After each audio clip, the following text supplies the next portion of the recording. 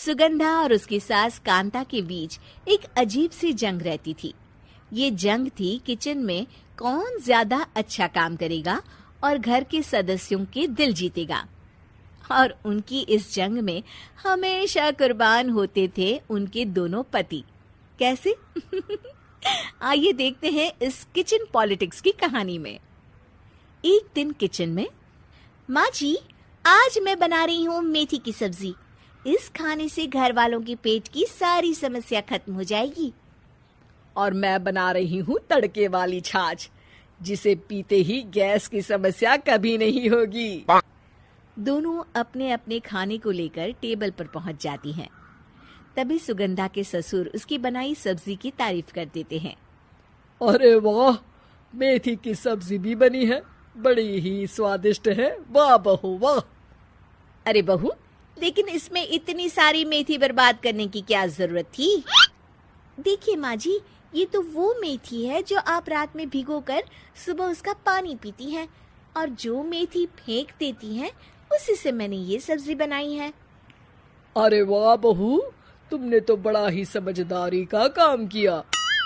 बस अब क्या था, कांता जी का तो मानो ये सुनकर खून ही सूख गया। वो फैसला कर लेती है कि किसी भी तरह वो अपने खाने की तारीफ लेकर ही रहेगी और सुगंधा को किचन में उसकी कमियां गिनाएगी। कांता फ्रिज खोलकर देख रही होती है और फिर सुगंधा से कहती है, अरे बहू, ये क्या, पूरा फ्रिज गंदा पड़ा है। तभी वहाँ सुगंधा का पति आ जाता है। वो सुगंधा को डांट कर कहता है, सुगंधा, तुम्हें कितनी बार कह रखा है कि वायरस फैल रहा है, साफ सफाई का पूरा ख्याल रखना है, लेकिन तुम किचन में इतनी गंदगी रखोगी तो कैसे चलेगा। सुगंधा सास की तरफ देखती है जहाँ वो मुस्कुरा रही होती है। सुगंधा समझ जाती है कि सास ने उससे बदला लेने के लिए ये सब किया है। दोनों रात के खाने की तैयारी में लग जाती हैं। दोनों ना एक दूसरे की तरफ देखती हैं और ना ही एक दूसरे से बातें करती हैं। रात को खाने की टेबल पर एक एक कर दोनों कई तरह के अलग अलग व्यंजन टेबल पर लगा देती हैं और अपने अपने पति के पास जाकर खड़ी हो जाती हैं।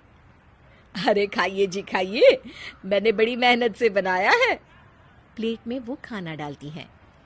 सुगंधा भी दोनों की प्लेट में खाना डालते हुए कहती है, बड़ी ही मेहनत लगी है इस खाने को बनाने में। हाँ, दोनों को ना चाहते हुए भी सारा खाना खाना पड़ता है। कहीं दही तो कहीं मलाई तो कहीं मसाला। और इन सब के बाद दोनों बड़ी ही मुश्किल से अपने कमरे में सोने जाते हैं। लेकिन अगली सुबह सुगंधा का पति चिल्ला रहा होता है, हाय रे, हाय मेरा तो पेट खराब हो गया, हाय माँ बहुत दर्द हो रहा है। तो वहीं कांता के कमरे से भी कुछ ऐसी ही आवाज आने लगती है।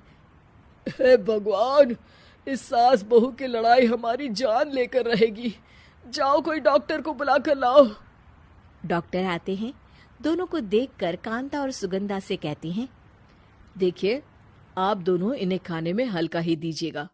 हो सके तो रात का खाना जल्दी खाया करे और वॉक किया करे। इतना कहकर डॉक्टर वहां से चले जाते हैं।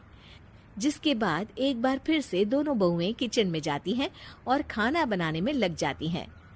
रात में खाने के टेबल पर दोनों एक बार फिर से खाना लगाने लगती है। पापा जी, मैंने ये पतली मूंग की दाल की खिचड़ी के साथ ये पापड़ और पुदीने की चटनी भी बनाई है। अरे बहू, अभी अभी बेचारे पेट की बीमारी से गुजरे हैं, इतना भारी खाना तो डॉक्टर ने भी मना किया है ना। देखिए, मैंने आप दोनों के लिए सूप बनाया है। और दोनों उन लोगों की प्लेट में खाना डालने लगती हैं। तभी दोनों एक साथ बोल पड़ते हैं, बस करो, हमें माफ करो, हमें नहीं खाना इस घर में ना खिचड़ी और ना ही सूप। हम इंसान हैं, एक वक्त में एक ही खाना खा सकते हैं। बस करो, हमें माफ करो, हमें नहीं खाना इस घर में ना खिचड़ी और ना ही सूप। हम इंसान हैं, एक वक्त में एक ही खाना खा सकते हैं। इतना कहकर वो दोनों वहां से चले जाते हैं। कहानी का अंत। आप लोग उम्मीद कर रहे होंगे कि अंत में सब ठीक हो जाएगा। नहीं जनाब, अगर सास बहू के बीच सब ठीक हो जाए तो आप ये सीरीज देखे ही क्यों? तो मजा लीजिए इस चैनल में सास बहू से जुड़ी कहानियों का, क्योंकि ये ऐसा रिश्ता है जिसकी मिठास उसकी खटास में हमेशा ज्यादा ही